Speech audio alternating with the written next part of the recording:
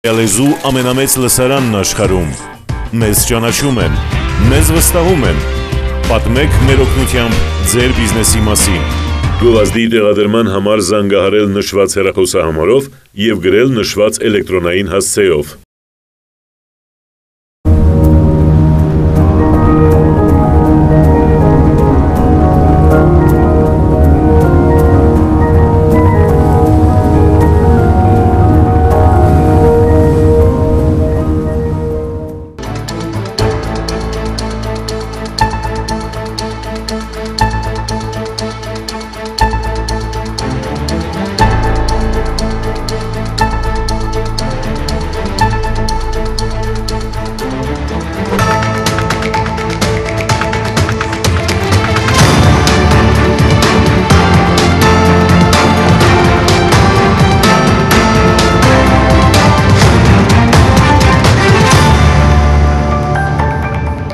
Եթերում լուրերի գլխավոր թողարկումն է, ես Անի Զաքարյանն եմ, բարի երեկո, թեմաների մասին նախ համառոտ։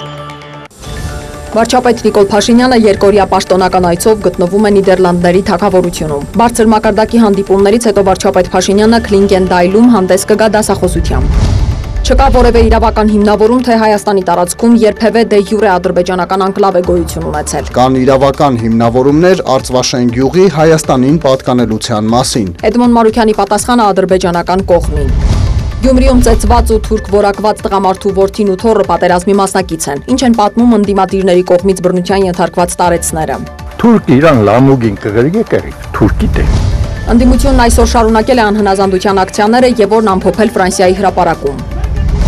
Դռնփակ նիստում դատարանը սկսել է Ռոբերտ Քոչարյանի եւ Արմեն Գևորգյանի կաշառքի գործով ապացույցների հետազոտման փուլը։ Կողմի գործողությունները ակնհայտորեն ուղղված են ապացույցների հետազոտմանը խոչընդոտելու։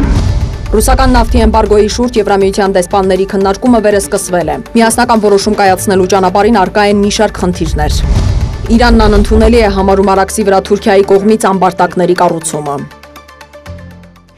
Վարչապետ Նիկոլ Փաշինյանը երկօրյա պաշտոնական այցով Նիդերլանդների թագավորությունում է։ Փաշինյանը հանդիպումներ կունենա Նիդերլանդների վարչապետ Մարկ Ռութեի, Նիդերլանդների սենատի նախագահ Յան Անտոնի Բրաունի եւ ներկայացուցիչների պալատի նախագահ Վերա Բերգկամպի հետ։ Վարչապետը կհանդիպի խորհրդարանի երկու պալատների արտաքին հարաբերությունների հանձնաժողովների անդամների հետ։ Նախատեսվում է նաեւ հանդիպում Նիդերլանդների գործարար համայնքի ներկայացուցիչների հետ։ Նիկոլ Փաշինյանը կմասնակցի Արարատի ստվերի ներքո հին Հայաստանի գանձերը ցուցահանդեսի պաշտոնական բացմանը։ Վարչապետը շրջայց կկատարի խաղաղության պալատում եւ դրա այգում կմասնակցի միջազգային խաղաղությանը Հայաստանի ներդրումը խորհրդանշող հայկական խաչքարի բացման արարողությանը։ Նիկոլ Փաշինյանը կայցելի նաեւ միջազգային հարաբերությունների Նիդերլանդական ինստիտուտ Քլինգենդայլ, որտեղ հանդես կգա Հայաստանը եւ Նիդերլանդները դարավոր բարեկամություն 30-ամյա գործընկերություն թեմայով դասախոսությամբ։ Ազգային ժողովի նախագահի տեղակալ Ռուբեն Ռուբինյանը հանդիպել է Հայաստանում հավատարմագրված Եվրոպական միության պետությունների, նաև Ամերիկայի Միացյալ Նահանգների, Միացյալ Թագավորության եւ Շվեյցարիայի դեսպաններին ու դեսպանությունների ներկայացուցիչներին։ Նրանք անդրադարձել են Հայաստան-Թուրքիա հարաբերությունների կարգավորման գործընթացին եւ տարածաշրջանային զարգացումներին։ Ռուբեն Ռուբինյանը ներկայացրել է Հայաստանի դիրքորոշումներն ու առաջնահերթությունները, ընդգծելով այս հարցերում միջազգային հանրության աջակցության անհրաժեշտությունը։ Պաշտպանության նախարարությունը հերքել է Ադրբեջանի ռազմական գերատեսչության իրականության հետ կապ չունեցող հերթական հայտարարությունը, թե իբր մայիսի 9-ի երեկոյան Հայաստանի զինված ուժերի ստորաբաժանումները կրակ են բացել հայ-ադրբեջանական սահմանի արևելյան հատվածում տեղակայված ադրբեջանական դիրքերի ուղղությամբ։ Իրադրությունը հայ-ադրբեջանական սահմանին հարաբերականորեն կայուն է եւ մեր զինուժի լիարժեք վերահսկողության ներքո, հայտնել է գերատեսչությունը։ Ապրիլի 6-ին Բրյուսելում եռակողմ հանդիպման ընթացքում Հայաստանն արձերն ադրբեջանական կողմին է փոխանցել 6 կետանոց փաստաթուղթը, որը ներառում է նաև Լեռնային Ղարաբաղի հայության անվտանգության, իրավունքների պաշտպանության եւ Լեռնային Ղարաբաղի վերջնական կարգավիճակի հարցերը։ Armen Press-ին հայտնել է հատուկ հանձնարարություններով դեսպան Էդմոն Մարուքյանը, արձագանքելով Ադրբեջանի փոխարտգործ նախարարի հայտարարություններին։ Խալաֆ Խալաֆովը հայտարարել էր, թե հենց Բրյուսելում Երևանը համաձայնել է Բաքվի հետ խաղաղության պայմանագրի բանակցությունները սկսել Ադրբեջանի ներկայացրած 5 կետերի հիման վրա։ վրա։ Մարուկյանը հիշեցրել է արտգործնախարարի մարտի 21-ի հայտարարությունը, որում Միրզոյանը նշել էր մարտի 10-ին Ադրբեջանի փոխանցած առաջարկներում հայկական կողմի համար անընդունելի ոչինչ չկա։ Այլ բան, որ դրանք չեն հասցեագրում Հայաստան-Ադրբեջան համապարփակ խաղաղության օրակարգի բոլոր հարցերը։ Մինսկի խմբին փոխանցած պատասխանում Հայաստանը լրացրել է օրակարգը եւ հետեւաբար այդ հենքի վրա պատրաստ է խաղաղության բանակցությունների մեկնարկին։ Հատուկ հանձնարարություններով դեսպանն անդրադարձել է նաեւ Խալաֆովի խոսքին, թե Ղազախի շրջանի 7 գյուղի եւ Տիգրանաշենի Ադրբեջանին վերադարձնելու հարցերը կլուծվեն սահմանազատման ու սահմանագծման գործընթացում։ Մենք բազմիցս ասել ենք, որ դելիմիտացիայի և դեմարկացիայի գործընթացները պետք է տեղի ունենան դե յուրե նշանակություն ունեցող փաստերի և փաստաթղթերի հիման վրա։ Այս պահին մեր ձեռքի տակ չկա որևէ իրավական հիմնավորում, թե Հայաստանի տարածքում երբևէ դե յուրե ադրբեջանական անկլավ է գոյություն ունեցել։ Ընդհակառակը կան իրավական հիմնավորումներ Արցվաշեն գյուղի Հայաստանին պատկանելության մասին։ Նույնը վերաբերում է նաև Հայաստանին պատկանող մի շարք տարածքների, ներառյալ Սոտք Խոզնավար հատվածում, որտեղ նախորդ տարվա մայիսին ադրբեջանական զորքերի ապօրինի ներխուժման հայտնի դեպքը տեղի ունեցավ։ Այս հարցերն իհարկե պետք է քննարկվեն և լուծում ստանան դելիմիտացիայի և դեմարկացիայի գործընթացում։ Եվրամիության նպատակն է օգնել հասնել Հայաստանի և Ադրբեջանի միջև խնդիրների կայուն լուծմանը և հնարավորություն տալ ապրել խաղաղության ու անվտանգության միջավայրում։ Հայաստանի հետ դիվանագիտական հարաբերությունների հաստատման 30-ամյակի նվիրված մամուլի ասուլիսում դեսպան Անդրեա Վիկտորինը նշել է, որ Եվրամիությունը որպես միջնորդ միջավայր է ստեղծում, որպեսզի կողմերը հանգեն ընդհանուր լուծումների։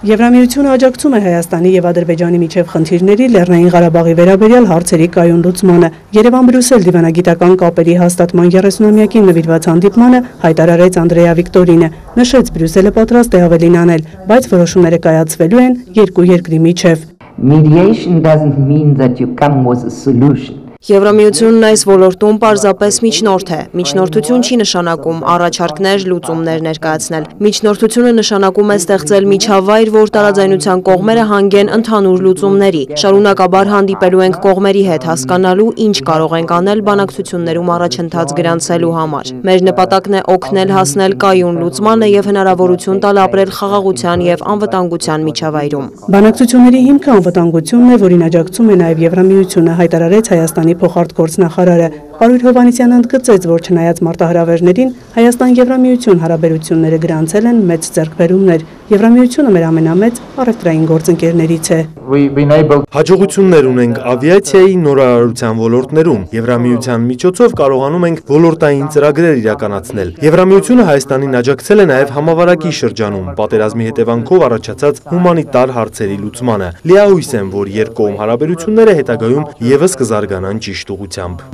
Հունվարի 1-ին Ֆրանսիան ստանձնել է Եվրամիության խորհրդում նախագահությունը։ Կարևոր օր է, Եվրոպայի օրն է։ Ուզում եմ ընդգծել, որ մեծապես աջակցում ենք տարածաշրջանում խաղաղության և կայունության հաստատմանն ուղղված Հայաստանի ջանքերին։ Դեսպան Վիկտորինը հաստատեց Եվրամիության աջակցությունը Հայաստանի բարեփոխումներին և ժողովրդավարությանը։ Համապարփակ և ընդլայնված գործընկերության համաձայնագիրը համարում է Երևան-Բրյուսել հարաբերությունների ուղեցույցը, այն հիմք է ընդլայնելու բարեփոխումների օրակարգը։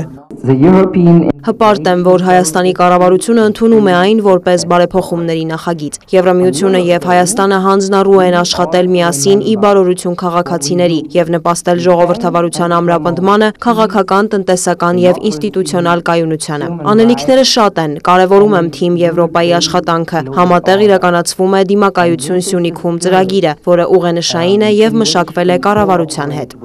Սյունիքին աջակցությունը միայն ճանապարհաշինական ոլորտում չէ, ներառում է փոքր ու միջին բիզնեսը, կրթական համակարգը։ Դեսպանը անդրադարձավ Եվրամիության կողմից տրամադրվող ֆինանսական փաթեթներին, նշելով պետք են տեխնիկատնտեսական հիմնավորումներ, հստակ պատկերացնելու ծրագրերի տնտեսական ազդեցությունը։ Որոշ նախագծերի դեպքում առաջընթաց կա, ստորագրվել է կանաչ ավտոբուսների ծրագիրը։ Դեսպանն անդրադարձավ նաև Հայաստանում տեղի ունեցող ընդդիմության ցույցերի մասին հարցին։ Հետևում ենք զարգացումներին, տեսել ենք շատ իրավիճակներ և իհարկե այդ իրավիճակներում երբեմն հարցեր են բարձրացվում, և ես էլ եմ հարցեր բարձրացնում և անում եմ դա ուղիղ։ Կարծում եմ շատ հստակ հայտարարություն եմ արել, որ ոստիկանությունը ևս պետք է ենթարկվի բոլոր օրենքներին և կանոններին, չպետք է լինի անպատժելի, բայց մյուս կողմից կցանկանայի նշել, որ խաղաղ ցույցերի մասին տարբեր պատկերացումներ կարող են լինել։ Եթե օրինակ լինում են սադրանքներ, ես ինձ հարց կտայի, որն է սահմանը։ Դեսպանը նշեց, խորապես համոզված է, մեզ ռազմավարություն է անհրաժեշտ։ Պարզաբանեց պետք է քաղաքացիներին պատասխանել, ինչ է առաջարկում կյանքի որակի բարձրացման համար։ Պետք է լսել ժողովրդի ձայնը, որը ամենաբարձրն է եւ դրանից հետո յուրաքանչյուրը կատարի իր ընտրությունը, հայտարարեց Անդրեա Վիկտորինը։ Մայա Խաչատրյան, Տիգրան Բաբայան, լուրեր։ Ամերիկայի Միացյալ Նահանգների պետքարտուղարության խոսնակը ճեպազրույցի ժամանակ հայտարարել է, որ նախորդ շաբաթ Միացյալ Նահանգների եւ Հայաստանի միջև կայացած ռազմավարական երկխոսության շրջանակում կողմերը հաստատել են Հայաստանի ժողովրդավարական զարգացման հանձնառությունն ու Միացյալ Նահանգների աջակցությունը Հարավային Կովկասում կայուն խաղաղությանը։ Նեդ Փրայսն անդրադարձել է նաեւ Հայաստանում ընթացող բողոքի ակցիաներին, նշելով, որ խաղաղ ցույցերը բաց քաղաքական համակարգի մաս են։ Մենք լիովին աջակցում ենք կարծիքի արտահայտման եւ խաղաղ հավաքների հիմնարար ազատությունները։ Կոչ ենք անում մարդկանց իրենց կարծիքն արտահայտել խաղաղ եղանակով։ Իշխանություններին հորդորում ենք զսպվածություն դրսևորել, իսկ ցուցարարներին կոչ ենք անում զերծ մնալ բռնությունից եւ հարգել օրենքի գերակայությունն ու Հայաստանի ժողովրդավարությունը։ Քննչական կոմիտեն պարզել է Գյումրիի Երևանյան խճուղում ընդդիմության ավտոերթի ընթացքում տարեց տղամարդկանց նկատմամբ բռնություն գործադրած երիտասարդներից 3-ի ինքնությունը։ Գոր Սարգսյանն ու պատգամավոր Գեղամ Մանուկյանի որդին Տարոն Մանուկյանը ձերբակալվել են հանցանք կատարելու կասկածանքով, իսկ Արսեն Մարտոյանը ձերբակալվել եւ ներգրավվել է որպես մեղադրյալ։ Լուրերի Գյումրիի թղթակիցն այցելել է այն թաղամաս, որտեղ տեղի է ունեցել միջադեպը եւ զրուցել տուժողներից մեկի հետ։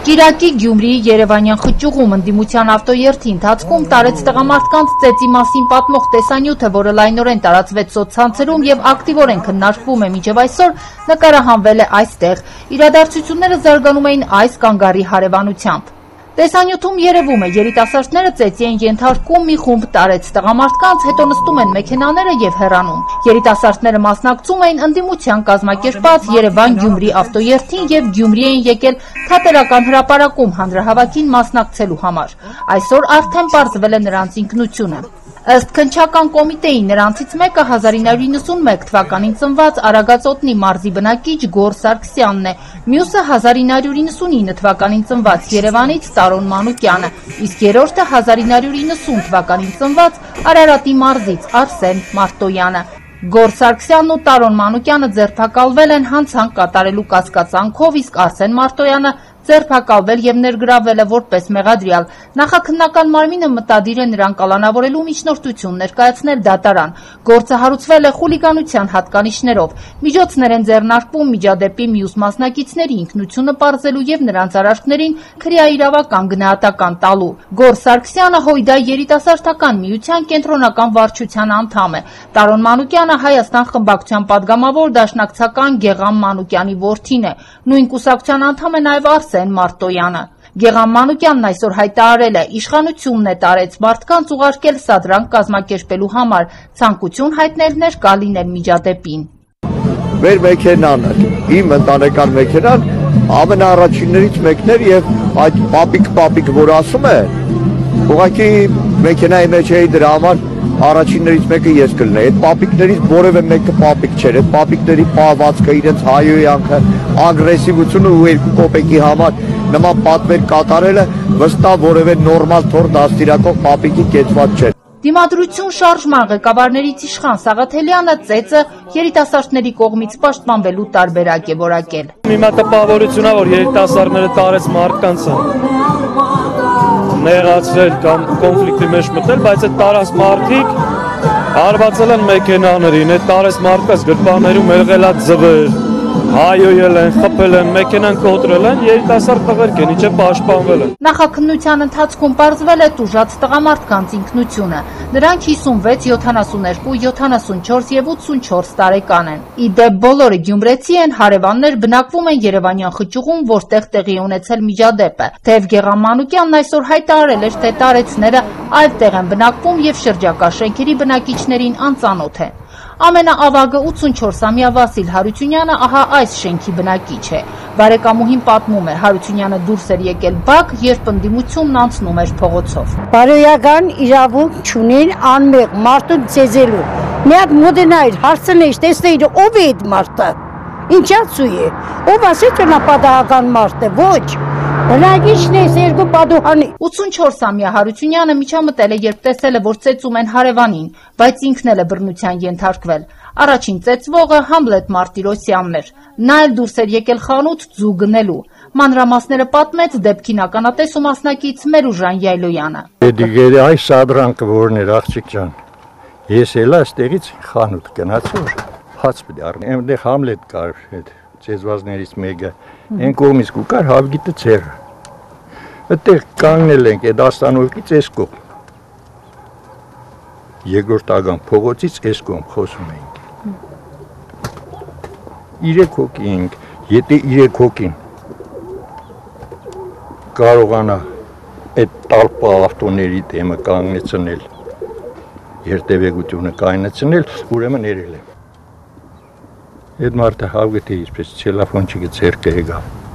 Ես կողմ մենք գնացինք, 5 րոպե չենք կայնել, տալպան եկավ ավտոների։ Կեսը տանդաղ առաջ գնացին, կեսը պես կայնալ լիք գնենք։ Այդ խոսակցությունն եղավ, թուրք բառն օգտագործին, Հավգիտը եկավ, Տեսել է, որ ծեծում են Հավգիտ նետած հարևանին, փորձել է թիկունքով պաշտպանել, իրեն էլ են ծեծել։ Ես ծածկեցի, ուզեցի ծածկի են տղուն, են մարդուն որ գխպեին, երեսները չայլանդակ էին, այդ ընթացքում սկսեցին ինձ զարգելը, միլիցիայի աշխատողներն ինձ դուրս բերին, եթե կարել է մի հարց, բայց չպատը, կուզեք մի պատասխանեք, եթե թուրք է, ես թուրք եմ, ասին թուրք է Գյումրեցի Մերուժը, թուրք է, թուրք իրան լամուգին կղրգ է կրիվ, թուրքի դեմ։ Ազգից 4-5 հոգի պատերազմի մասնակից ունի, որդին 90-ականներին է կռվել, թոռը 44-օրյա պատերազմին կամավորագրվել ու Շուշի է գնացել, եղբոր թոռն էլ զոհվել է, ասում է Մերուժան Յայլոյանը ու պահանջում, որ մեղավորները պատժվեն օրենքով։ Քննչական կոմիտեն հաղորդում է, որ նախաքննությունը շարունակվում է, աշխատանքներ են տարվում միջադեպի բոլոր հանգամանքները պարզելու ուղղությամբ։ Քրիստինա Մկրտչյան, Մարտին Գևորգյան, լուրեր։ Դիմադրություն շարժումը քայլեր թե արել մայրաքաղաքի Նոր, Քաչափնյակ, Երևանի և Մալաթիա Սեբաստիա վարչական շրջաններում։ Ընդդիմադիրները նաև փողոցներ են փակել, որի ընթացքում նրանց և ոստիկանների միջև հրմշտոց է եղել։ Օրվա ընթացքում բերման է ենթարկվել 64 քաղաքացի։ Ֆրանսիայի հրապարակում այնուհետև կայացել է օրվա ամփոփիչ հավաքը։ Դիմադրություն շարժման այսօր իրականացրած անհնազանդության ապակենտրոն ակցիաները մեկնարկեցին մայրաքաղաքի 4 վարչական շրջաններից՝ Նոր, Երևանի, Աջափնյակ ու Մալաթիա Սեբաստիա վարչական շրջաններից ակցիաները սկսեցին երթերով, ուղղությունը դեպի կենտրոն։ Երթի ընթացքում շարժման առաջնորդները հանդես էին գալիս ելույթներով ու հայտարարություններով։ Մեր պայքարը հանուն Արցախի, հանուն Հայաստանի, հանուն հայրենիքի, հանուն մեր վաղվա ապագայի, ու մենք ստեղ հետ քայլի, նահանջի,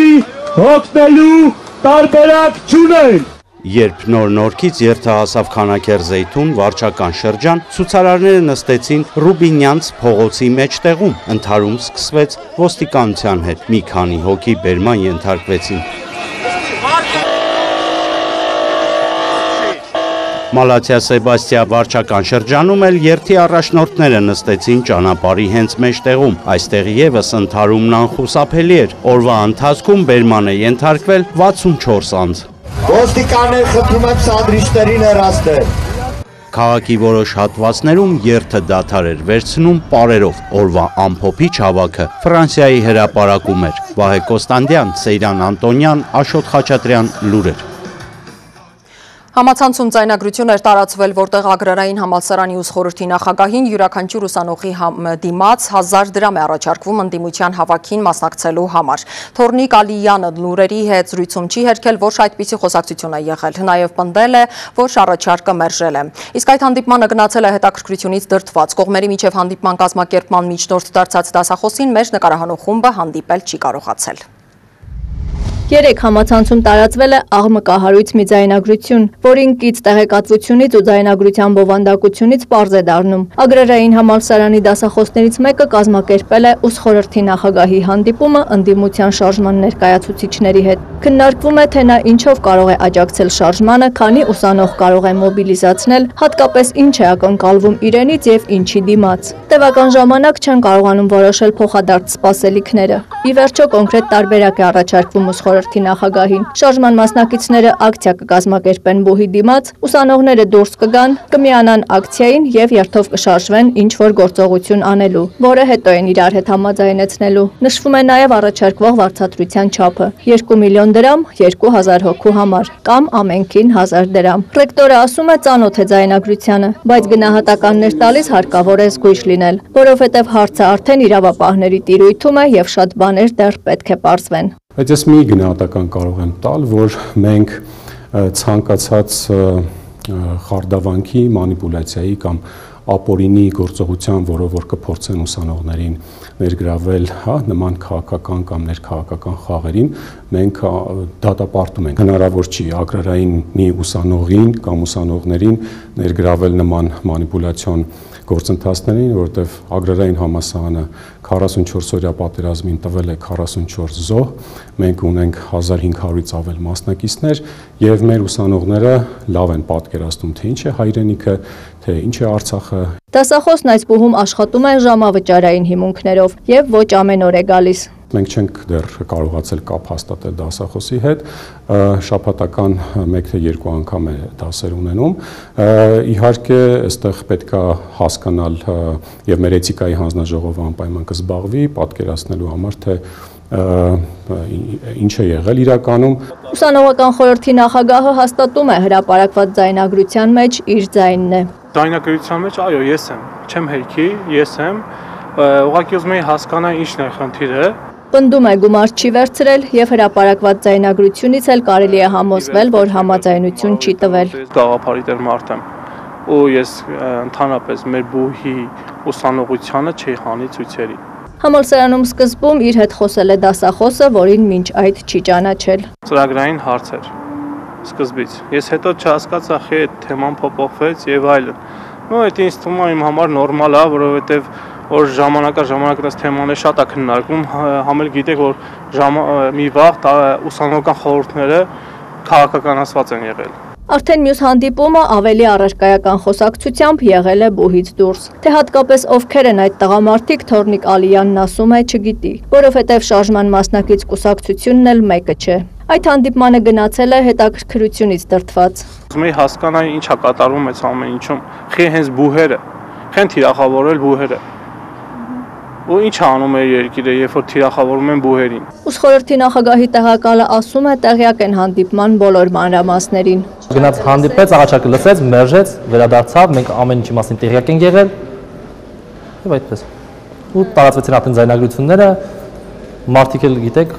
չիմանալով ոչինչ, սկսում են արդեն իրենց մեկնաբանությունները։ Գումարի չափը նրա խոսքով կապ չունի։ Սկզբունքորեն դա մերժել էր, ինչ գումար էլ առաջարկեին, մեր կառույցը ապակարգականացված կառույց է եւ հաստատ դրական պատասխան նրանք չէին ստանալու։ Գլխավոր դատախազությունից լուրերին փոխանցեցին, որ խնդրո առարկա ձայնագրությունը ուսումնասիրվում է։ Արդյունքներով պայմանավորված էլ կորոշվի հետագա ընթացքը։ Աննա Զախարյան, Էդգար Դավթյան, Աշոտ Խաչատրյան, լուրեր։ Ոստիկանությունը պարզաբանում է ներկայացրել լրատվամիջոցներից մեկի անդրադարձին, որում նշված է եղել, թե Ֆրանսիայի հրապարակում ընդդիմության տեղադրած վրաններում մայիսի 5-ին մահացած տղամարդը դրանից օրեր առաջ խնդիր է ունեցել ոստիկանների հետ։ Հաղորդագրությունում նշված է, որ նա ոչ մի առնչություն չի ունեցել ոստիկանների հետ, ինչպես եւ ակցիաների օրերին բերման չի ենթարկվել։ Արյան Նմուշի դատաքիմիական ուսումնասիրությամբ պարզվել է, որ մահը վրա է հասել սուր սրտային անբավարարությունից, բնական եւ սինթետիկ կաննաբինոիդների եւ բենզոդիազեպինների խառնուրդ սուր թունավորման հետևանքով։ Դռնփակ նիստում դատարանը սկսել է Ռոբերտ Քոչարյանի եւ Արմեն Գևորգյանի կաշառքի գործով ապացույցների հետազոտումը։ Մինչև այդ պաշտպանական կողմը ներկայացրել է 3 միջնորդություն, բայց դատարանը նպատակահարմար է գտել սկզբում հետազոտել ապացույցները, ապա քննել ու բավարարել է Գևորգյանի երկրից ժամանակավորապես բացակայելու միջնորդությունը։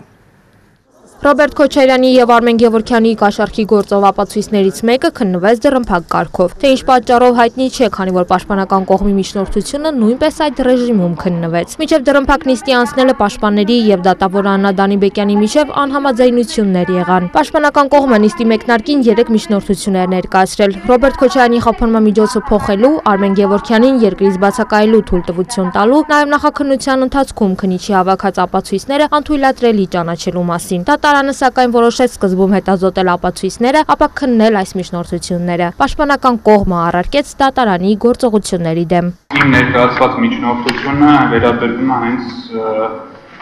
հետազոտության ենթակա ապացույցներին, կոնկրետ առաջինին, եւ կարծում տրամաբանական է, որ ապացույցի թույլատրելիության հարցը քննարկվի։ Դատարանը գտնում է, որ ավելի արդյունավետ կլինի այս միջնորդությունը քննարկել հենց այդ ապացույցը հետազոտելուց հետո, հակադարձեց դատավորը։ Հարգելի մեղադրողներ, խնդրեմ, սկսեք ապացույցները հրապարակել։ Երբ մեղադրողը սկսեց հրապարակել այն, Արմեն Գևորգյանի պաշտպան Լուսինե Սահակյանը 5 րոպե ընդմիջում խնդրեց խորհրդակցության համար։ Պաշտպանության կողմի գործողությունները ակնհայտորեն ուղղված են ապացույցների հետազոտմանը խոչընդոտելու։ Դրանք արվում են նույնիսկ փաստարկներով, որ իրենք պլանավորում են միջնորդություններ ներկայացնել։ Խնդրում եմ թույլ չտալ դա, այս միջնորդություններն ձևական են։ Ես իմ պաշտպանյալի հետ քննարկելու խնդիր ունեմ։ Այդ քննարկումը չի կարող հետաձգվել։ Նիստը ընդմիջելու խնդրանք այս անգամ էլ Քոչարյանի պաշտպաններից Հայկ Ալոմյանը ուներ։ Ես ուզում եմ ընդմիջում հիմա չբացատրեմ ինչու, որովհետև այդպիսի անհրաժեշտություն ունեմ։ Նիստը ընդմիջելու անհրաժեշտություն դատարանը չի տեսնում, հայտարարեց Դանի Բեկյանը, ինչից հետո պաշտպաններ Հայկ Ալոմյանը, Լուսինե Սահակյանը եւ Հովհաննես Խուդոյանը դուրս եկան նիստերի դահլիճից։ Իսկապես անիմաստ։ Ձեր պաշտպաններն են ստեղծում։ Ախր դուք եք ստեղծում։ Դատավորը նշեց, որ եթե պաշտպանները 1 րոպեից չվերադառնան, նիստը կհետաձգվի։ Մեղադրող կողմը նկատեց, որ պաշտպանների գործողություններն ուղղված են ապացույցների հետազոտումը բացառելուն։ 1 րոպե անց պաշտպանները վերադարձան, ապա միջնորդեցին ապացույցներից մեկը քննել դռնփակ կարգով, ինչը բավարարվեց։ Մի քանի ժամ տևած դռնփակ նիստից հետո դատարանը արդեն դռնբաց նիստում քննեց պաշտպանական կողմի միջնորդությունները։ Գևորգյանի պաշտպան Լուսինե Սահակյանը միջնորդեց թույլատրել իր պաշտպանյալին մայիսի 17-ից 20-ը մեկնել Փարիզ մասնակցելու ԵԽԽՎ հանձնաժողովի նիստերին։ Այլ հարցերի մեկտեղ Արմեն Գևորգյանը պատրաստվում է քննարկման առարկա դարձնել Արցախում ստեղծված հումանիտար աղետի հետևանքով երեխաների իրավունքների ոտնահարման դեպքերը, փաստերը։ Բացի դրանից, Ադրբեջանի մշտական շարունակական ահաբեկչական հռետորաբանությունը եւ դրա ազդեցությունը երեխաների իրավունքների վրա։ Մեղադրողները այս միջնորդության դեմ չառարկեցին, լսելով կողմերին դատարանը բավարարեց միջնորդությունը եւ թույլատրեց Գևորգյանին ժամանակավորապես բացակայել երկրից։ Այնուհետև պաշտպանը նշեց արտերկիր մեկնելիս Գևորգյանը լուրջ խնդիրների է բախվել վճարումների հետ կապված։ Նա միջնորդեց արգելանքից հանել Գևորգյանի հաշվեհամարը, իսկ եթե դատարանը անհնար կհամարի, ապա առնվազն թույլատրի նոր հաշվեհամար բացել։ Դատարանը այս միջնորդությունը մասնակի բավարարեց։ Թույլատրել բացել հաշիվ, որը կսպասարկի ազգային ժողովից ստացված գործողման ծախսերը։ Միևնույն ժամանակ թույլատրել փոխանցել պետական բյուջեից Արմեն Գևորգյանի գործողման համար նախատեսված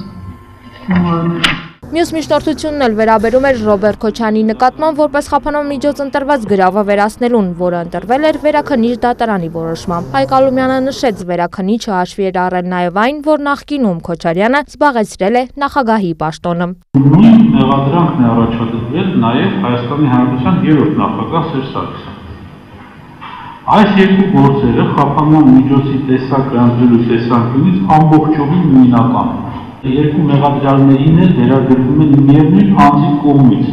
նույնական գումարների ստացում։ Երկու մեղադրյալներն էլ Հայաստանի Հանրապետության նախկին նախագահներ են։ Սերժ Սարգսյանի նկատմամբ կաշառքի գործով որպես խափանման միջոց է ընտրված ստորագրությունը, որը ըստ պաշտպանի ծառայել է նպատակին։ Պաշտպանը միջնորդեց, եթե դատարանը գրավը չվերացնի, ապա խափանման միջոց ընտրի ստորագրությունը։ Հաշվի առնելով, որ պաշտպանական կողմը միջնորդությունը հիմնավորող լրացուցիչ նյութեր պետք է ներկայացնի, ուստի քննությունը հետաձգվեց մինչև մայիսի 24-ը։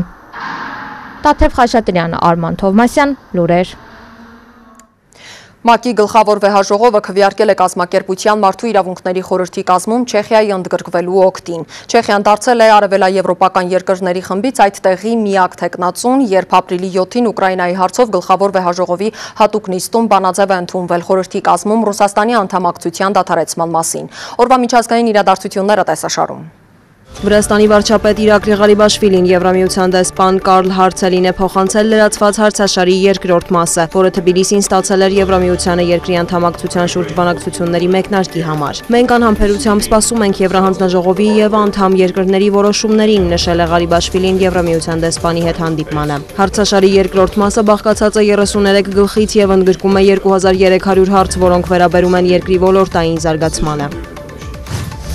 Եվրահանձնաժողովն Ուկրաինայից պաշտոնապես ստացել է Եվրամիությանն անդամակցելու լրացված հարցաշարը եւ մտադիր է հնարավորինս շուտ տրամադրել դրա մասով իր կարծիքը։ Կառույցի պաշտոնական ներկայացուցիչ Էրիկ Մամերի խոսքով Եվրահանձնաժողովը ցանկանում է ավարտել Կիևի պատասխանների ուսումնասիրությունը հունիսին։ Նախորդին Ֆրանսիայի նախագահ Էմանուել Մակրոնը հայտարարել էր, որ Եվրամիությանն Ուկրաինայի անդամակցության համար կարող են տասնամյակներ պահանջվել։ Նա առաջարկել էր եվրոպական քաղաքական համայնք ստեղծել, որի մի մասնիկն էլ կարող է դառնալ Ուկրաինան։ Արտգործնախարար Դմիտրո Կուլեբան արձագանքել է նախագահ Մակրոնի հայտարարությանը։ Եթե Ուկրաինան չստանա Եվրամիության անդամի թեկնածուի կարգավիճակ, դա կնշանակի, որ Եվրոպան փորձում է խաբել Կիևին։ Ուկրաինան դա չի հանդուրժի, շեշտել է դիվանագետը։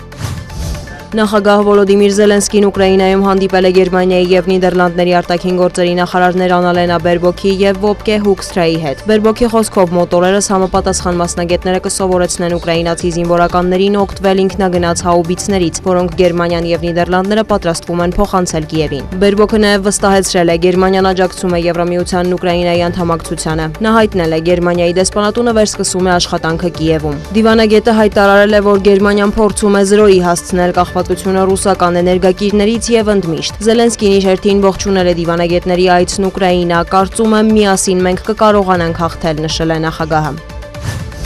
Ռուսական նավթի էմբարգոյի հարցն այլևս ներառված չէ Եվրամիության հակառուսական պատժամիջոցների 6-րդ փաթեթում, այդ մասին հայտնում են գերմանական լրատվամիջոցները, վկայակոչելով կառույցի դիվանագիտական աղբյուրները։ Նշվում է, որ Հունաստանը, Կիպրոսը, Մալթան եւ մի շարք այլ երկրներ դեմ են ռուսական նավթի մատակարարման արգելքին, նման նախաձեռնության տնտեսական հետևանքների պատճառով։ Այնուհանդերձ ռուսական նավթ տեղափոխող նավթատարների ապահովագրման արգելքը դեռ չի հանվել պատժամիջոցների նոր փաթեթից, ինչը կարող է խանգարել Ռուսաստանի նավթի մատակարարմանն այլ երկրներ։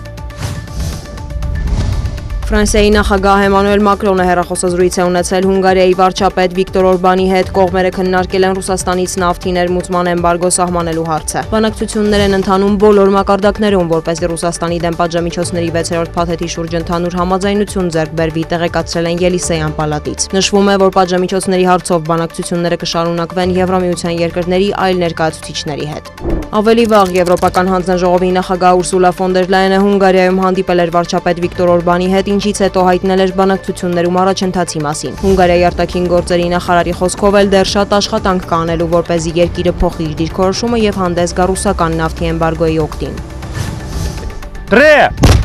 Ուկրաինայում իրավիճակի շուրջ կարճաժամկետ հեռանկարում արդյունավետ բանակցությունների հավանականությունը փոքր է, հնարավոր է էսկալացիա, նման կարծիք է հայտնել Միացյալ Նահանգների ազգային հետախուզության տնօրենը։ Թե Ռուսաստանը, թե Ուկրաինան կարծում են, որ կարող են հաջողությունների հասնել մարտի դաշտում, պարզաբանել է Ավրիլ Հեյնսը։ Նրա կանխատեսմամբ մոտ ապագայում նշանակալի մարտեր եւ անկանխատեսելի զարգացումներ են սպասվում։ Մարիուպոլի Ազովստալ գործարանում ավելի քան 1000 ուկրաինացի զինծառայող կա, 100-ը վիրավոր են, հայտարարել է Ուկրաինայի փոխվարչապետ Իրինա Վերեշչուկը։ Ավելի վաղ նա հայտնել էր, որ բոլոր խաղաղ բնակիչները տարհանվել են արդյունաբերական գոտուց։ ՄԱԿ-ից արձագանքել են, վստահ չեն, թե բոլոր խաղաղ բնակիչներն են տարհանվել։ Կառույցի գլխավոր քարտուղարի փոխներկայացուցիչը տեղեկացրել է, որ Մարիուպոլից եւ Ազովստալից խաղաղ բնակիչների տարհանման նոր գործողություններ կարող են կազմակերպվել։ Ֆարհան Հակը նշել է նաեւ, որ ռազմական գործողությունների մասնակիցների տարհանման հարցը գտնվում է Կարմիր խաչի պատասխանատվության շրջանակում։ Ուկրաինական կողմի տվյալով էլ Ազովստալի տարածքում մարտական գործողությունները շարունակվում են։ Շրի Լանկայում բախումների հետևանքով կան զոհեր, 230-ից ավելի մարդ վիրավորվել է, երկրում զանգվածային ցույցեր են սկսվել տնտեսական ճգնաժամից հետո բռնկված քաղաքական ճգնաժամի ֆոնին։ Նախորդին Շրի Լանկայում պարետային ժամ էր սահմանվել, մայրաքաղաք Կոլոմբոյում բախումներ են տեղի ունեցել կառավարության կողմնակիցների եւ հակառակորդների միջև։ Վարչապետ Մահինդա Ռաջապաքսան հրաժարական է տվել։ Դիանա Գասպարյան, լուրեր։ Լուրերը շարունակում է իր աշխատանքը, թողարկման հաջորդ հատվածում կանդրադառնանք հետևյալ թեմաներին։ Հայկական արտադրանքի մեծ տեսականին Լոս Անջելեսում կազմակերպված առևտրային ցուցահանդեսում։ Հայաստանից ներկայացված բոլոր ապրանքները, մասնավորապես քաղցրավենիքը, խմիչքը, որոնք դեռ այս շուկայում ներկայացված չեն։ Հայ գործարարները նոր կապեր են ստեղծել Կալիֆոռնիայում։ Վերաբացվել է Դիարբեքիրի Սուրբ Կիրակոս հայկական եկեղեցին։ Երկար տարիներ ավերակ դարձած կառույցը նորոգվել էր հայկական համայնքի ուժերով։ Այս բացումը տոն է Դիարբեքիրի հայերի համար։ Վանաձոր խոշորացված համայնքը 4 նոր մանկապարտեզ կունենա։ Առաջինի հիմքերը պետության համաֆինանսավորմամբ արդեն գծվել են։ Ելակի բերքահավաքով ոսկեվազցիները բացել են գյուղատնտեսական տարին։ Գյուղը բերքը հիմնականում իրացնում է տեղական շուկայում։ Մինչև ձյունը գալը ինքը բերք է տալիս։ Ինչու է թույլատրվել ռաֆթինգը դեբետում ոչ բարենպաստ եղանակին եւ պահպանվել են արդյոք անվտանգության կանոնները։ Գետից հանելուց հետո կատարվել են ներարկումներ, բայց հաղորդավարուհու կյանքը փրկել չի հաջողվել։ Շանթ հեռուստաընկերության մեկնաբան Արմինե Ճաղարյանը 3 նկարահանումների ժամանակ ռետինե նավակից ընկել էր դեբետ գետն ու մահացել։ Արդեն երկար տարիներ տարբեր ընկերություններ դեբետում ռաֆթինգ են իրականացնում, սա մահվան ելքով առաջին պատահարն է եղել։ Իսկ թե ինչու է ոչ բարենպաստ եղանակային պայմաններում թույլատրվել նկարահանումը, պահպանվել են արդյոք անվտանգության կանոնները, կպարզի նախաքննությունը։ Մայիսի 9-ին դեբետ գետի վրա ռետինե նավակով նկարահանումներ կատարելիս Շանթ հեռուստաընկերությամբ հեռարձակվող հաղորդման հեղինակ Արմինե Ճաղարյանն ընկել է գետն ու մահացել։ Դեպքի վայր մեկնած արտակարգ իրավիճակների նախարարության Լոռու մարզային փրկարարական վարչության հրշեջ փրկարարական ջոկատները, ոստիկանության Լոռու մարզային վարչության աշխատակիցները հաղորդավարուհուն հայտնաբերել են դեպքից մոտ 7 կիլոմետր հեռու գետի Սանահին կայարանի հատվածից։ Քանի որ դեպետ գետը բավականին վարար է եղել, փրկարարական հատուկ միջոցներով եւ պարանների օգնությամբ փրկարարների մեծաթիվ ջանքերով դուրս է բերվել գետից։ 31-ամյա կնոջը գետից դուրս են բերել անգիտակից վիճակում։ Շտապօգնության բժիշկներն արձանագրել են Ճաղարյանի մահը։ Փրկարարները փոխանցել են շտապօգնության բրիգադային, երկրորդ բրիգադան, որ ուղարկվել է, արդեն շտապօգնության կողմից արձանագրվել է մահ կենսաբանական, բայց դրանից հետո փորձվել է կատարել վերակենդանացման պահանջվող միջոցառումները, կատարվել է ներարկումներ, ցավոք սրտի հնարավոր չէ փրկել դժողի կյանքը։ Դեռ մայիսի 8-ին ռաֆտինգ իրականացնող ընկերությունը հայտարարել էր, որ անժամկետ դադարեցրել են ռաֆտելը դեպետ գետում, ըստ գրառման հորդառատան ձևների պատճառով գետը վարարել է, վտանգավոր ու նույնիսկ անթույլատրելի է վարել սկսնակների համար։ Չնայած հրապարակմանը, ինչու է ընկերությունը նկարահանող խմբին թույլատրել նավարկել եւ պահպանվել են արդյոք անվտանգության կանոնները, պարզել չհաջողվեց։ Ընկերության ներկայացուցիչ Վարդուհի Անանյանը սկզբում համաձայնեց զրուցել լուրերի հետ, հետո դադարեց պատասխանել զանգերին։ Դեպքի առթիվ Լոռու մարզային քննչական վարչությունում նյութեր են նախապատրաստվում, նշանակվել է դատաբժշկական փորձաքննություն։ Սերինե Սերոբյան, Տիգրան Բարսեղյան, լուրերի համար։ Պետություն մասնավոր հատված գործակցության ևս մեկ օրինակ է Հայաստանի արտադրատեսակների ցուցահանդեսը Կալիֆոռնիայում։ Գործարարները հնարավորություն են ունեցել ծանոթանալ ոչ միայն Հայաշատ նահանգի հետ աշխատելու ներուժին, այլև կապեր են հաստատել Մեքսիկայի բիզնես համայնքի ներկայացուցիչների հետ։ Միջոցառման մասին կպատմի Լիլիթ Սեդրակյանը։ Հայաստանի ժամանած 2 տասնյակ գործարար հայկական արտադրանքի մեծ տեսականիով ժամանել են Լոս Անջելես շուկան ուսումնասիրելու, տեղի գործարարների հետ կապեր հաստատելու եւ արտահանման հնարավորությունները գնահատելու համար։ Մեկ շաբաթյա ծրագրի շրջանակում, որին աջակցում է նաև Հայաստանի կառավարությունը, նախատեսված են շփումներ հայ համայնքի, տեղի հայ գործարարների, առևտրային կազմակերպությունների ու քաղաքային իշխանությունների հետ։ Հայ գործարարներն իրենց արտադրանքը ներկայացրին Սուրբ Ղևոնդյաց տաճարի բակում կազմակերպված առևտրային ցուցահանդեսի ընթացքում։ Հայաստանից ներկայացված բոլոր ապրանքները, մասնավորապես քաղցրավենիքը, խմիչքը, որոնք դեռ այս շուկայում ներկայացված չեն եւ մեծ հետաքրքրություն են ցուցաբերում, այդ թվում նաեւ Արցախի բարիկները, եւ կարծում եմ, որ այս նախագիծը այսուհետ կլինի շարունակական եւ մենք կկարողանանք ոչ միայն տոն դարձնել օրը, այլ նաեւ հնարավոր հարթակ ստեղծել նոր շուկաներ գրավելու համար։ Հուսամ, որ այս բոլոր ընկերություններն իրենց տեղը կգտնեն այստեղ շուկայում, մենք կաջակցենք, կօգնենք, կան արդեն հետաքրքրություններ, կան արդեն պրոյեկտներ, որոնք արդեն պատրաստ են, որպեսզի առաջարկներ անել։ Մենք ունենք Կալիֆոռնիայի եւ Հայաստանի միջև մի շարք իրավական փաստաթղթեր, որոնք թույլ են տալիս հայ գործարարներին, հայկական գործարար միություններին կապեր հաստատել իրենց գործընկերների հետ Լոս Անջելեսում կամ Կալիֆոռնիայում եւ համատեղ ծրագրեր իրականացնել։ Հայաստանի ժամանած գործարարները ցուցահանդեսի հյուրերին ներկայացնում էին իրենց ապրանքի առավելությունները, հյուրասիրում ու զարմացնում ինքնատիպ գաղափարներով, ինչպես օրինակ ջրից պատրաստված սիգարով, արցախյան նռանոշարակով ու դեղաբույսերով։ Ամերիկյան շուկայում գնահատում են եւ մաքուր արտադրանքը եւ ձեռքի աշխատանքը եւ կարծում եմ գնողունակ են։ Ամերիկյան շուկայում մենք առաջարկում ենք չորացրած կանաչիների լայն տեսականի, համեմունքներ, չրեր, մեր հայկական չրերն են։ Այո, հեռանկարը կա, շուտով կհանդիպումներ կունենանք մի շարք մեծ ցանցերի տնօրենների հետ, որոնց հետ կունենանք հույսով եմ պայմանագրեր արդեն։ Հայաստանի ժամանած գործարարները մասնակցեցին նաև Գլենդեյլի քաղաքապետարանի կազմակերպած քննարկմանը, որի ընթացքում ներկայացվեցին քաղաքի ներմուծման կարողություններն ու տեղի շուկայի պահանջները։ Գործարարները եղան նաև ամերիկյան պարենային խանութների ցանցերից մեկում։ Առավել հստակ պատկերացնելու հայկական արտադրանքի հնարավորություններն ամերիկյան շուկայում։ Կա շարժում Ամերիկայում, որ ամեն ինչը լինի բնական, լինի առանց արհեստական դեղերի, օրգանիկ կոչվող, եւ երբ նայում ենք Հայաստանի ապրանքները, ամենաօրգանիկը արդեն այդտեղ է, եթե կարող ենք պահպանել այդ բնապահպանական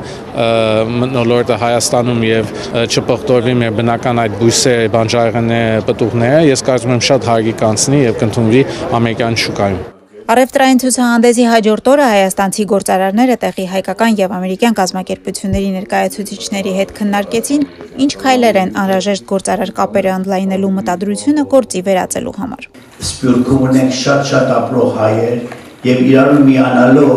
կարող ենք մեր փոքր Հայաստանը դարձնենք դրախտ իրենք ապրողների համար եւ ինչ ունենք անել տալիս կարեւոր որ այստեղ են եթե հնարավորություն ենք գործ տանենք Հայաստանից արտադրողի համար գործ բերենք այստեղ Հայաստանի հոթելի համար յուր տանենք այստեղից եւ այդպեսով կարողանանք ամենից մեր հաջողությունը։ Գործարար քննարկմանը մասնակցում էր նաեւ Միացյալ Նահանգներ Մեքսիկա առևտրի պալատի գործադիր տնօրենը։ Մարլեն Մարուքոն խոսեց հայկական արտադրանքը Մեքսիկա արտահանելու հնարավորությունների մասին։ Նա նշեց, որ Հայաստանի եւ Մեքսիկայի տնտեսական կապերի ակտիվացման բավարար իրավական հիմքեր կան։ Կան նաեւ ժողովուրդների միջև ընդհանրություններ ու առևտուրը ընդլայնելու ներուժ։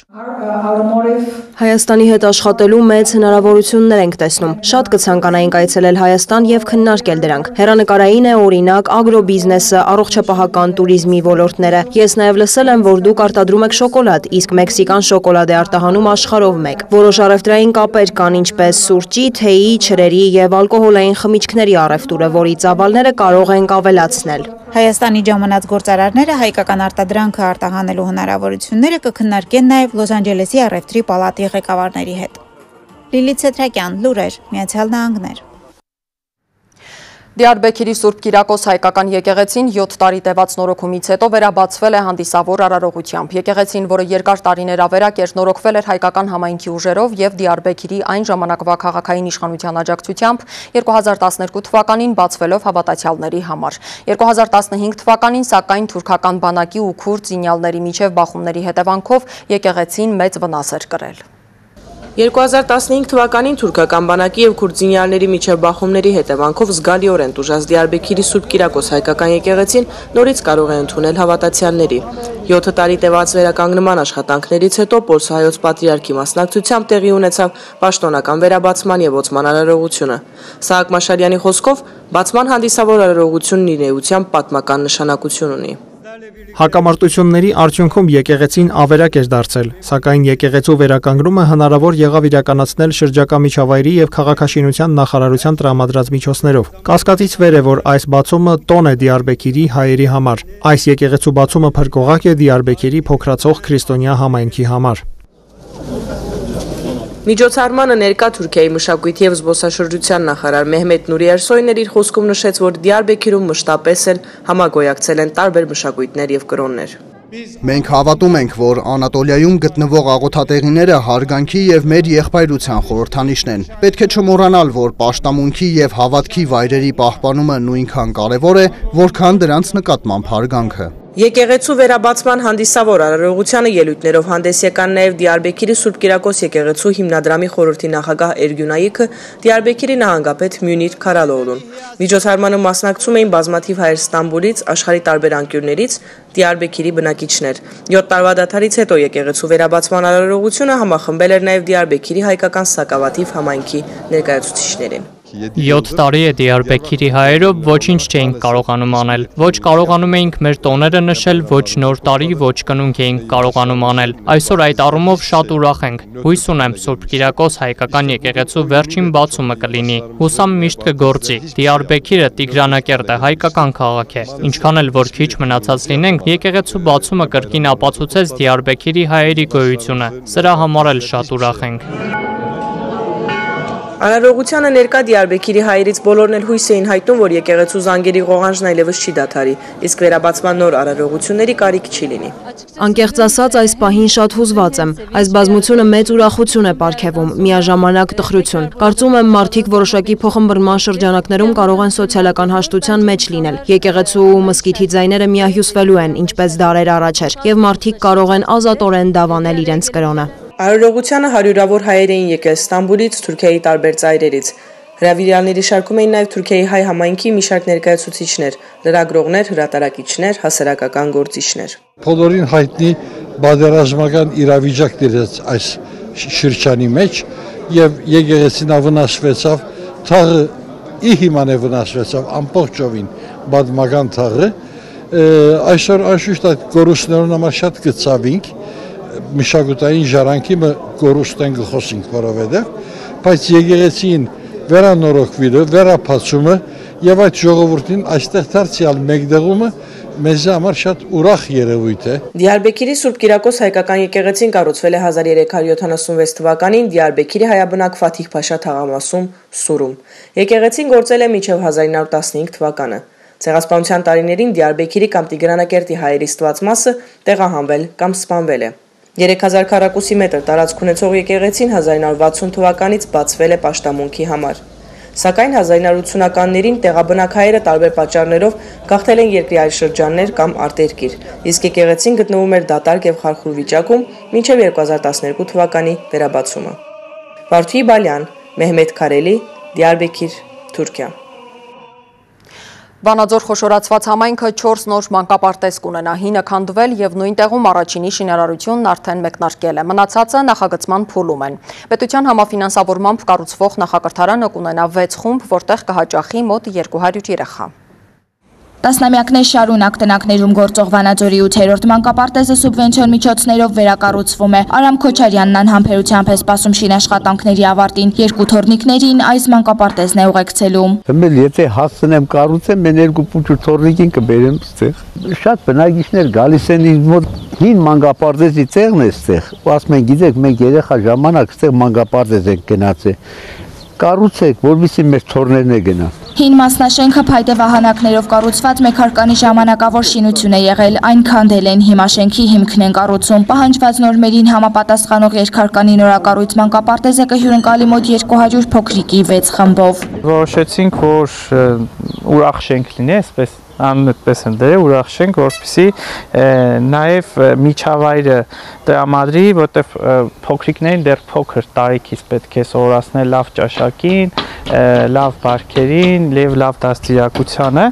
կարծում եմ շենքեր լուծումները որոշ չափով կնպաստեն դրան։ 8-րդ մանկապարտեզի կառուցման առաջին փուլի ներդրումը կազմել է 43 միլիոն դրամ, 26 միլիոնը հատկացրել է կառավարությունը, 17 միլիոնը Վանաձոր համայնքը։ Շինաշխատանքների երկրորդ փուլի համար կտրամադրվի մոտ 408 միլիոն դրամ։ Մանկապարտեզների ընտրությունը կապված է առաջին հերթին նրանից, թե ինչ պայմաններով են գործում տվյալ մանկապարտեզները, կոնկրետ 8-րդ մանկապարտեզը տնական մանկապարտեզ է եղել, ինչպես նաև երեխաների թվով պայմանավորված իրականացվել է ընտրությունը։ 2022 թվականին Վանաձոր խոշորացված համայնքում սուբվենցիոն միջոցներով կվերակառուցվի եւս 3 մանկապարտեզ, որոնք հիմա նախագծման փուլում են։ Սեջինե Սերոբյան, Տիգրան Բարսեղյան, լուրերի համար։ Բերքահավաքի գյուղատնտեսական տարին բացել են ոսկեվազում։ Գյուղում գրեթե բոլորը ելակ են մշակում եւ հեկտարներով ցանված դաշտերի բերքը հիմնականում սպառում են տեղական շուկայում։ Որ ինքը արդեն ծերի մասը սպիտակ տեղեր չունի, նշանակում է հավաքելու է։ Քան սպիտակ կա, ուրեմն ինքը արդեն մեծանալու տեղ ունի։ Ելակի բերքահավաքով Հայաստանում առաջինը թերևս ոսկեվազցիներն են բացում գյուղատնտեսական տարին։ Այս գյուղի գրեթե բոլոր բակերում երկրում առաջինը հասնող հատապտղի եւ ջերմոց կա եւ բաց դաշտ։ Առաջի բերքը սկսել ենք ապրիլի վերջերից, 27-ից 28-ից սկսվում է առաջի բերքը։ Փակ տարածքինը։ Հետո հիմա արդեն անցնում ենք բաց դաշտ։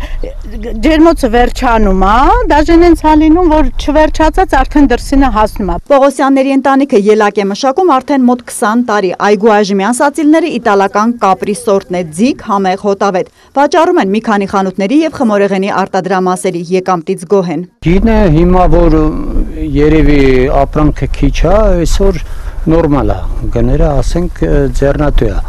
Ելակը աշտարակի տարածաշրջանում մի քիչ նոսր է մարտի ցրտահարության պատճառով։ Առաջին երկրորդ ամենաթանկ բերքը փչացրեց, ասում են այգետերերը։ Նախորդ շաբաթվա կարկուտն էլ տերևներն է վնասել։ Եթե եղանակը այլ անակնկալներ չմատուցի, այս թփերը գարնանից հետո մի հատ էլ աշնանը բերք կտան։ Մինչև ձունը գալը ինքը բերք է տալիս։ Ելակի քաղաքան էլ քաղելով Տաթևիկը զբաղվում է 13 տարեկանից դաշնի դեպ իրենցը չէ։ 5 աշխատող կանանցով իրենք ոսկեվազ գալիս են մեկ այլ բնակավայրից Կոշից։ Մոտակա մյուս այգին մոլախոտերից մաքրազարդողները հարևանոշականից են։ Տարածքի բոլոր գյուղերում գիտեն, որ սեզոնին ոսկեվազում կարելի է գործ գտնել եւ գումար վաստակել։ Քաղաքանի համար ինչքան են տալիս օրը։ 6000 դրամ։ Պողոսյանների օգնական հնգյակը շուտով մի 10 նորից երբ բաց դաշտի ելակն էլ կարմերի կհասնի 20 աշխատողի։ Կատակ բան չէ, հին ու նոր սարքած բոլոր ջերմոցները եւ բաց դաշտերը միասին 1.5 հեկտար այգի ունեն։ Օրու մեջ պետք է քաղվի, ասում է Տիկին Մելանյան։ 2 օրը մեկ, ասենք վաղը այս մասը հավաքվելու, այս ջերմոցը հավաքելու է։ Մեկ օր ընդմիջում ենք տալիս, հաջորդ օրը նոր հավաքում ենք։ Այս տեմպով մի քիչ շատ, մի քիչ ոսկեվազում ելակ է մշակում մոտ 500 տնտեսություն ունեցող գյուղի գրեթե 80%-ը։ Ըստ գյուղամիջյան մոտավոր հաշվարկների Հայաստանում իրենց հավասար ելակ ոչ մի ուրիշ բնակավայրից շուկա դուրս չի գալիս։ Երևի մի ինչ ասեմ 20 տոննա կարա լինի, 30 կարա ավելի շատ լինի, ասենք, եթե պետք է, չէ, ամեն օրյա կտրվածքով, եթե բերքի են թունդ ժամանակը, որ արդեն հասունանում է ընդհանուր կլուբնիկը, նորմալ լինի, ասենք, մարդկանց բերքը, երևի մի 20 տոննա մինիմում կլինի, էլի, օրվա կտրվածքով։ Գյուղից ելակ արտահանողի չգիտի ասաց ֆերմեր Ցոլակը, օրվա քաղածը բոլորը հիմնականում շուկաներում են սպառում։ Քաղելը ծնկաչոք կամ գլխիվար կռացած հեշտ չէ, բայց գյուղատնտեսական գործերի շարքում ամենահաճելիներից է։ Բայց ոնց է քաղում առանց ուտելու։ Ուտում ենք ամենալավերը։ Հերմինե Բաղդասարյան, Դավիթ Մաչկալյան, լուրեր։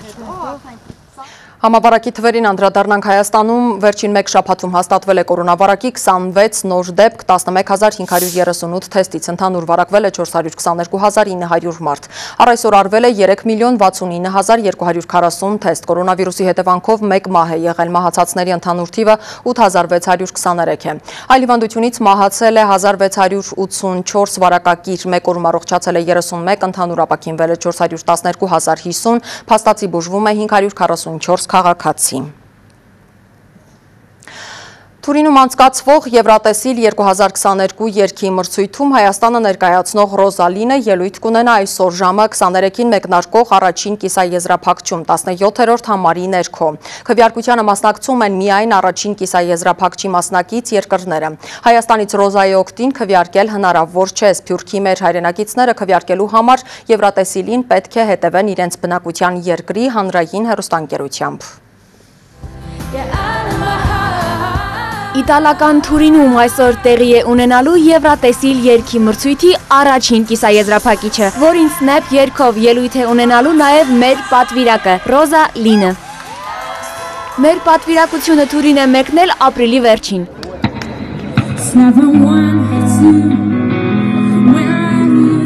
Rosaline, from where? From Armenia. Facciamo un applauso, lasciando anche la chitarra. Հանդիպումներ են ունեցել Իտալիայում հայ համայնքի ներկայացուցիչների հետ, որոնք ոգևորել ու հաջողություն են մաղթել երիտասարդ երգչուհուն։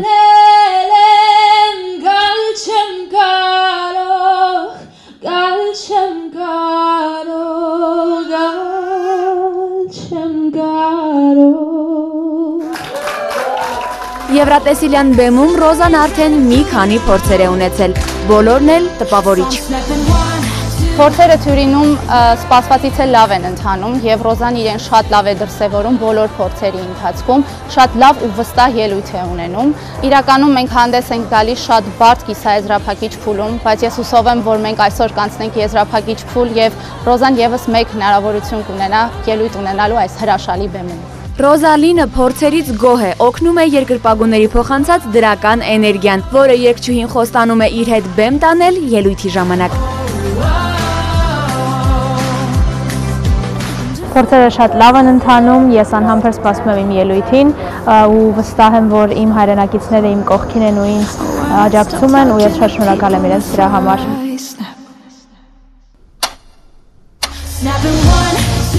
Ռոզայի ելույթը բեմադրել են ավստրիացի Մարվին Դիտմանն ու անգլիացի Դեն Շիպտոնը։ Այս ռեժիսորները աշխարհահռչակ շոուների, համերգների բեմադրման մեծ փորձ ունեն։ Վստահ են, հանրային հեռուստաընկերության հետ գործակցությունը եւս հիշարժան կլինի։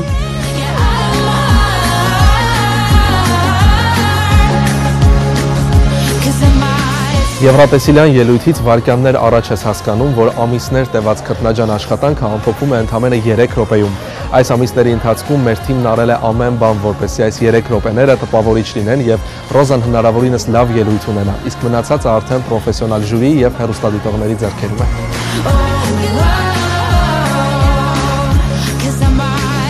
Ռոզայի օգտին կարող եք քվեարկել միայն առաջին կիսաեզրափակչի մասնակից երկրներից եւ Եվրատեսիլյան մեծ հնգյակից Իտալիայից ու Ֆրանսիայից։ Հայաստանից Ռոզայի օգտին քվեարկել հնարավոր չէ, սակայն հնարավոր է Սփյուռքից, հետևելով բնակության երկրի հանրային հեռուստաընկերությամբ տրվող ցուցումներին։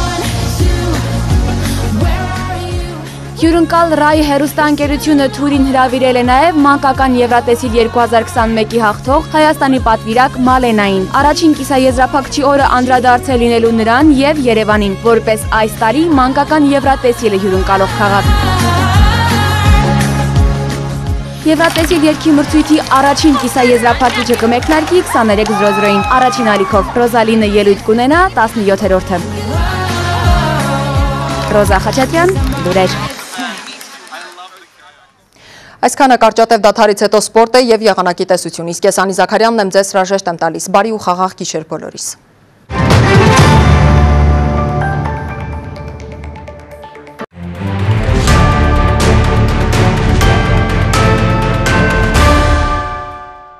Ստամբուլում ընթացող բռնցքամարտի կանանց աշխարհի առաջնությունում մեկնարկել են հայ մարզիկները։ Առաջինը պայքարի է դուրս եկել 70 կիլոգրամ քաշային Անի Հովսեփյանը։ Նա առավելության է հասել ուկրաինուհի Մարիա Սաիդայի նկատմամբ։ Ստամբուլ են մեկնել նաև 48 կիլոգրամ քաշային Գայանետեր Բարսեղյանը, 50 կիլոգրամ քաշային Անուշ Գրիգորյանը եւ 54 կիլոգրամ քաշային Եկատերինա Սիչևան։ Աշխարհի առաջնությունը կավարտվի մայիսի 20-ին։ Հայ ծանրորդները ավարտել են իրենց փայլուն ելույթները Հունաստանի Հերակլիոն քաղաքում ընթացող ծանրամարտի աշխարհի երիտասարդական առաջնությունում։ Հայաստանի վերջին մասնակից 102 կիլոգրամ քաշային Պետրոս Պետրոսյանը դարձել է արծաթե մեդալակիր։ Պոկում վարժությունում Պետրոսյանը ցույց է տվել 161 կիլոգրամ արդյունք, իսկ հրում վարժությունում 202 կիլոգրամ։ Երկամարտի 363 կիլոգրամով նա կանգնել է պատվո հարթակի երկրորդ աստիճանին։ Մելիք Ղուկասյանի գլխավորած թիմը 2 ոսկե, 2 արծաթե եւ 1 բրոնզե մեդալով է ավարտել պայքարն աշխարհի երիտասարդական առաջնությունում։ Հայ ձյուդոիստները հաջող են սկսել մրցաշրջանը Եվրոպայի գավաթի խաղարկությունում, հայ մարզիկները նվաճել են 2 մեդալ։ Արծաթե մեդալակիր է դարձել Արսեն Ավետիսյանը, որը հանդես է գալիս 73 կիլոգրամ քաշային կարգում, իսկ 66 կիլոգրամ քաշային Արտյոմ Ղալաչյանը նվաճել է բրոնզե մեդալ։ Ձյուդոյի Եվրոպայի գավաթի պատանեկան խաղարկությունում 81 կիլոգրամ քաշային Գոր Կարապետյանը դարձել է արծաթե մեդալակիր, իսկ 55 կիլոգրամ քաշային Վահե Աղեսյանը նվաճել է բրոնզե մեդալ։ Ֆուտբոլի վբեթ Հայաստանի Պրեմիեր լիգայի 32-րդ տուրում Արարատ Արմենիան հյուրընկալվելիս նվազագույն հաշվով պարտվել է Նոային եւ չեմպիոն դառնալու շանսերը հասցրել նվազագույնի։ Միակ գոլը հանդիպման 3-րդ րոպեին խփել է Դմիտրի Լավրիշչևը։ Արարատ Արմենիան 65 միավորով երկրորդն է եւ 5 միավոր հետ է առաջատար Փյունիկից։ Նոան 37 միավորով 5-րդն է։ Իտալական Ասերիայի 36-րդ տուրում Ռոման Ֆլորենցիայում հյուրընկալվել է Ֆիորենտինային եւ պարտվել 0-2 հաշվով։ Հանդիպման հաշիվը 5-րդ րոպեին 11 մետրանոց հարվածով բացել է Նիկոլաս Գոնսալեսը։ 11-րդ րոպեին տանտերերի առավելությունը կրկնապատկել է Ջակոմո Բոնավենտուրան։ Հայաստանի հավաքականի նախկին կիսապաշտպան Հենրիխ Մխիթարյանը վնասվածքի պատճառով բաց է թողել հանդիպումը։ Այս խաղից հետո Ռոման 59 միավորով 6-րդն է, Ֆիորենտինան նույնպես ունի 59 միավոր եւ 7-րդն է։ Առաջատարը Միլանն է։ Հոկեյ Սթենլիի գավաթի խաղարկությունում հայտնի է փլեյօֆի երկրորդ փուլի առաջին մասնակիցը։ Կոլորադո Էվելանժը հյուրընկալվելիս 5-3 հաշվով հաղթել են Նեշվիլ Պրեդաթորսին եւ սերիայի հաշիվը դարձրել 4-0։ Կոլորադոյի կազմում մեկական անգամ աչքի են ընկել Անդրե Բուրակովսկին, Քել Մակարը, Դևոն Թեյվզը, Վալերինի Չուշկինը եւ Նեթան Մքինոնը։ Երկրորդ փուլում Էվելանժը սպասում է Մինեսոտա Ուայլդ Սենթ Լուիս Բլու զույգի հաղթողին։ Կանոնավոր առաջնության արդյունքում նախագահական գավաթը նվաճած Ֆլորիդա Փանթերսը մեծագույն դժվարությամբ է հավասարեցրել Վաշինգտոն Քեփիթալզի հետ սերիայի հաշիվը։ Միացյալ Նահանգների մայրաքաղաքում կայացած 4-րդ խաղի հիմնական ժամանակն ավարտվել է 2-2 հաշվով։ Քեփիթալզի կազմում գոլի հեղինակ են դարձել Թիջե Յոշին ու Եվգենի Կուզնեցովը։ Ֆլորիդայի կազմում դիպուկ նետումներով աչքի են ընկել Քարթեր Վերհեգինն ու Սեմ Ռայնհարթը։ Օվերթայմում Վերհեգին եւս 1 գոլ է խփել ու հաղթանակ պարգևել Փանթերսին։ Սերիայի հաշիվը դարձել է 2-2։ Փիթսբուրգ Պինգվինսը 7-2 հաշվով ջախջախել է Նյու Յորք Ռեյնջերսին եւ սերիայում առջևում է 3-1 հաշվով։ Կալգարի Ֆլեյմսն էլ մրցակցի հարկի տակ 4-1 հաշվով հաղթել է Դալլաս Սթարզին եւ հավասարեցրել սերիայի հաշիվը 2-2։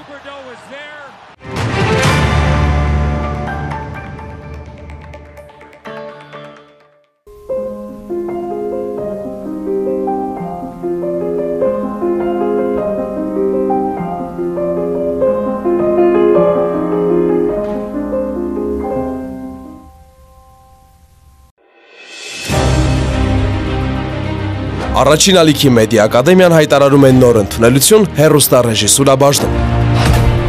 Մասնագիտության գաղտնիքներն ու հմտությունները կսովորեցնեն լավագույն մասնագետները։ Ապագա հեռուստառեժիսորները գործնական եւ թիմային արտադրական աշխատանքների միջոցով կստանան ազատ ստեղծագործելու հնարավորություն, կմասնակցեն հեռուստահաղորդումների նկարահանումներին եւ մոնտաժային աշխատանքներին։ Ռեժիսորը պետք է լինի ստեղծարար ու նախաձեռնող։ Նա գաղափարը դարձնում է պատկեր ու դրա համար ակտիվ համագործակցում է նկարահանող խմբի բոլոր անդամների հետ։ Սա որակյալ հեռուստակոնտենտ ստեղծելու կարևոր գրավական է։ Փորձաշրջան անցնելով առաջին ալիքի ստեղծագործական թիմում, դուք կհայտնվեք հեռուստանախագծերի իրականացման կիզակետում, կաշխատեք կադրից դուրս, փորձելով այն դարձնել առավել հետաքրքիր հեռուստադիտողի համար։ Մեր նպատակն է ինքնատիպ ու մտածող